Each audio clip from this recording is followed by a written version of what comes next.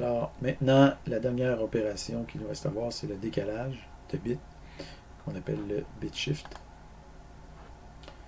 Donc, il y a deux sortes de décalage. Il y a le décalage à gauche et le décalage à droite. En fait, il y a plusieurs sortes de décalage que ça, mais les autres formes ne sont pas accessibles en C#, puis généralement pas accessibles non plus dans les langages de haut niveau. Donc, pour utiliser les autres types de décalage, il faut coder en langage d'assemblage ou en langage machine, mais c'est ça.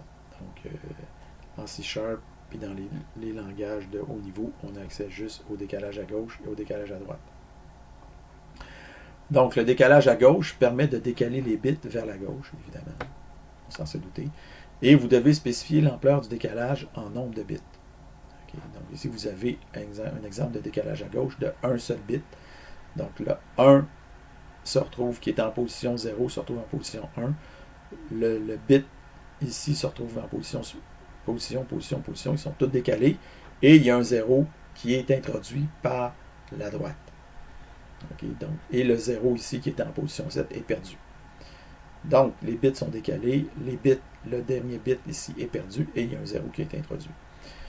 Okay, donc, par exemple, ici, on a les bits 1, 0, 1, 1, 1, 1, 0, 1, 1, 1, c'est exactement ce qu'on a ici. On fait un décalage ici de 1, donc bits décalés de 1 vers la gauche. On stocke ça dans bits et on l'affiche. On voit qu'on obtient 1, 0, 1, 1, 1, 0. Donc, tous les bits qu'on a ici, 1, 0, 1, 1, 1, ont été décalés, puis il y a un 0 qui a été introduit. Après ça, si on fait un décalage de 5, donc, où on fait un décalage décalé égale 5, donc ça permet de faire bits égale bits décalés de 5. Donc, ça, c'est l'opérateur décalage combiné avec l'affectation.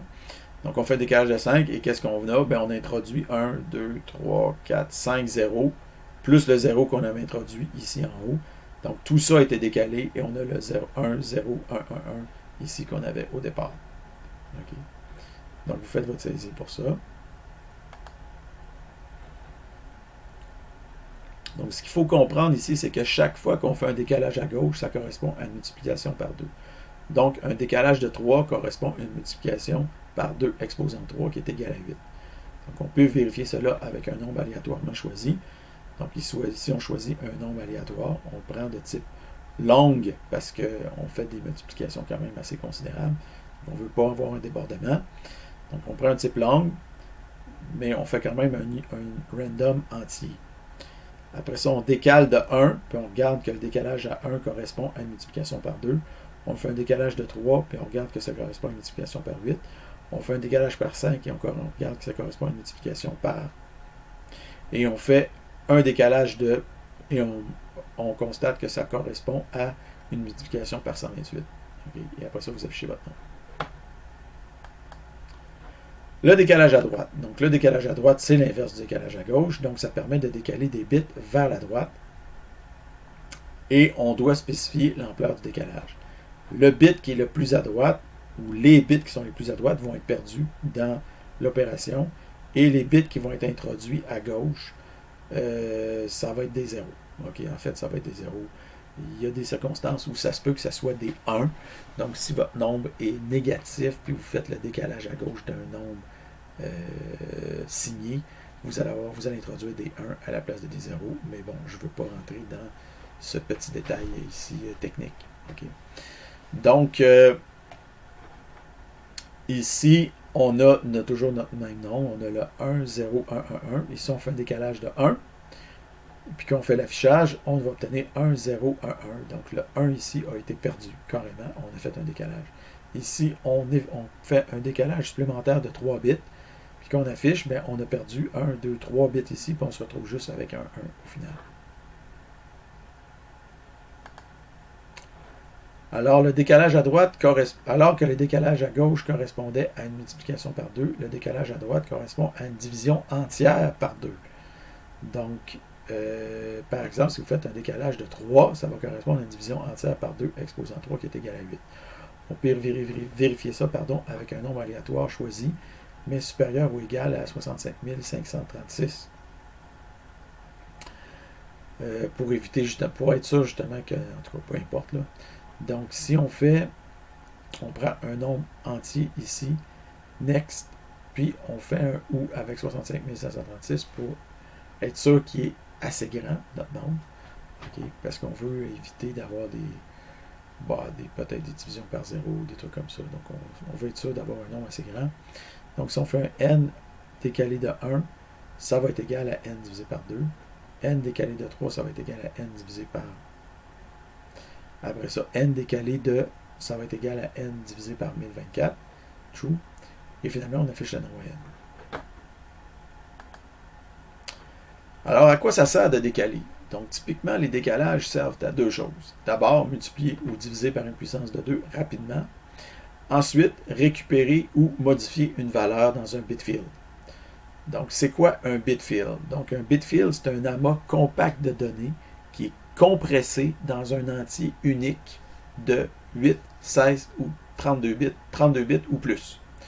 Donc, les bitfields sont largement utilisés pour interagir avec le matériel dans les protocoles de communication et dans les systèmes d'exploitation, donc dans un domaine de programmation qu'on appelle la programmation système. Donc, voici un exemple de bitfield. Donc, il pourrait par exemple sector number, error code, command, ready, error, write, protect, disk, pinning. Donc, on peut supposer que c'est un bitfield qui permet d'interagir avec un disque dur, par exemple. Donc, ça agglutine 7 données différentes. Donc, on a le numéro de secteur, le code d'erreur, la commande, ça. 3 booléens ici, à 0 ou à 1. Donc, tout ça, c'est agglutiné dans un unique entier de 32 bits. À quoi ça sert de faire ça? Bien, quand vous interagissez avec, par exemple, votre matériel, vous pouvez y transmettre plusieurs informations en même temps. Okay? Parce que le matériel, lui, sinon, vous allez être obligé de transmettre l'information un à la fois, puis ça se peut que ça ne soit pas très intéressant pour lui, parce que peut-être vous allez le mettre dans un état qu'il ne sera pas capable de comprendre. Donc, ça permet de transmettre plusieurs informations en même temps et de lire aussi plusieurs informations en même temps de votre matériel. Okay?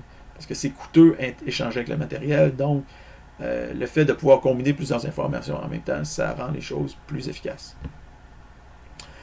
Donc, si on prend la donnée commande, ici, la donnée commande, on voit qu'elle est en position 16 plus 8, donc il y a 16 bits ici alloués pour le secteur. Il y a 8 bits alloués pour le code d'erreur, donc 16 plus 8, ça donne 24. Donc la commande va être en position 24. Et elle va occuper 4 bits de large. Ici, c'est marqué 4 bits de large. Donc, ça veut dire que cette valeur va pouvoir prendre les valeurs 2 exposant 4, c'est 16. Donc, ça va pouvoir prendre les valeurs ça va pouvoir prendre 16 valeurs différentes de 0 jusqu'à 15. Donc, la commande, ça peut être de 0 jusqu'à 15. Donc, comment on pourrait faire pour récupérer la commande? Donc, supposons que vous faites une lecture de votre matériel, vous avez un entier 32 bits, vous vous dites, OK, c'est quoi la commande que c'est quoi la commande actuelle? OK? Donc, ce que vous allez faire, là, ici, le bitfield, on le génère aléatoirement, mais en réalité, c'est pour montrer que, supposons qu'on va chercher vers le matériel, c'est quoi notre bitfield? La commande, ben, il faut commencer par décaler le bitfield de 24. Okay? Parce qu'on veut éliminer les bits, les 24 premiers bits, on ne veut pas rien savoir de ça. Fait qu'on décale notre bitfield de 24 pour aller chercher notre commande. Et après ça, notre commande, elle s'étale sur seulement 4 bits. Donc, on va faire un « et » pour juste les 4 bits qu'on a besoin. On ne veut pas les booléens supplémentaires, tout ça. Okay? Donc, comme on ne veut pas ça, on fait un « et » pour aller chercher uniquement les 4 bits. Donc, on masque les autres bits pour aller chercher juste la commande. Une fois qu'on a fait ça, ben, on peut faire une conversion. Donc, commande convertie en binaire. On voit que la commande, c'est 1100. Puis en réalité, si vous affichez la commande de 0 à 15, c'est la commande numéro 12. Alors, le bitfield, c'était celui-là. Donc, vous allez faire une saisie. Donc, un autre exemple de bitfield bien connu, c'est celui des adresses IPv4. Bien que dans ce cas, la répartition des deux champs sous-réseau et autres soit variable d'une classe d'adresse à l'autre. Donc, dans un bitfield, le masque correspond à l'emplacement des champs. Donc, ci-dessous, le sous-réseau, c'est sous-réseau. Alors que l'inverse du masque correspond à l'emplacement de l'autre champ, soit l'autre. Donc, vous avez ici l'adresse IP, par exemple, vous avez cette adresse-là. Donc, ça, c'est le réseau, ben, le sous-réseau, si vous voulez. Puis ça, c'est la machine. Ici, vous avez encore le sous-réseau. Ça, c'est le masque ici. Donc, le masque correspond à l'emplacement du sous-réseau. Et donc, si vous appliquez ce masque-là à l'adresse que vous avez ici, vous allez canceller toutes les bits qu'il y a ici, fait que vous allez obtenir uniquement le sous-réseau. Par contre, si vous appliquez l'inverse du masque à ce que vous avez ici, vous allez canceller toutes les bits ici et vous allez vous ramasser uniquement avec les bits ici. Donc, vous allez vous ramasser avec les bits qui correspondent au numéro de l'autre. Donc, ici, on a les masques de sous-réseau. Donc, avec les classes d'adresse, donc les classes d'adresse A qui vont de 1 jusqu'à 126, le masque de sous-réseau, c'est juste les 8 premiers bits, les 8 bits de poids fort, donc 255, 0, 0, 0. La classe B, c'est 255, 255, 0, 0. La classe C, c'est 255, 255, 255, 0.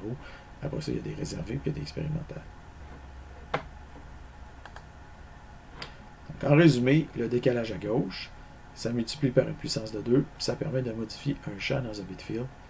Donc, je n'ai pas fourni d'exemple pour ça, c'est un petit peu plus compliqué. Le décalage à droite, ça divise par une puissance de 2, ça permet d'aller récupérer un champ dans un bit field. Un bit field, c'est quoi? C'est un regroupement compact de données multiples dans un entier unique, par exemple sur 32 bits. Et un masque, c'est quoi? Un masque, ça permet d'extraire ou d'isoler un champ ou un certain nombre de bits, en particulier dans un bit field.